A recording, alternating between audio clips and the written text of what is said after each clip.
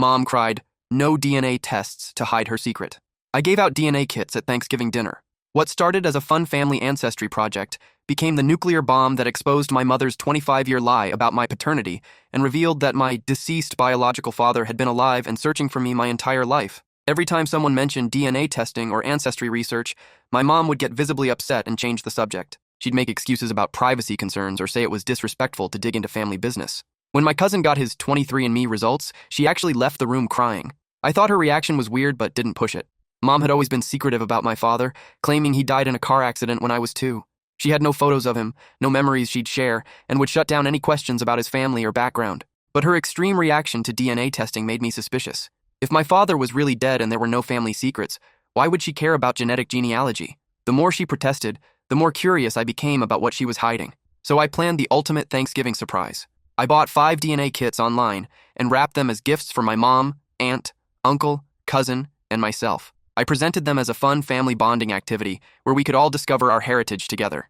My mom's face went white when she saw the DNA kit I handed her. She immediately started making excuses. She was too old for this technology. She didn't trust companies with her genetic information. It was a waste of money. When I suggested we all do it together, she became frantic. "Absolutely not," she shouted, throwing her kit on the floor. "I won't have my family participating in this nonsense." Everyone stared at her outburst, confused by her extreme reaction to what seemed like an innocent family activity. That's when my aunt spoke up. She'd been watching Mom's meltdown with interest and said quietly, "Linda, what are you so afraid of? What don't you want us to find out?" The room went silent as everyone realized Mom was hiding something major.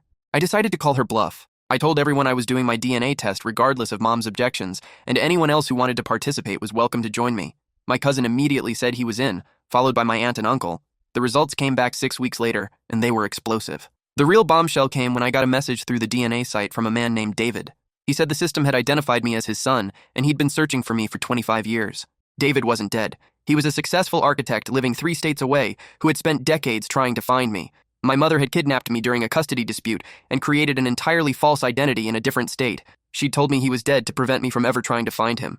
The most devastating part was reading David's letters. He'd never stopped looking for me, never stopped hoping he'd see his son again. He'd kept my bedroom exactly the same for 10 years and celebrated my birthday every year alone. When I confronted my mother with the DNA results, she finally broke down and confessed everything. She'd been mentally unstable after their divorce, convinced that David was going to take me away from her permanently. So she ran, changed our names, and built an entire life based on lies.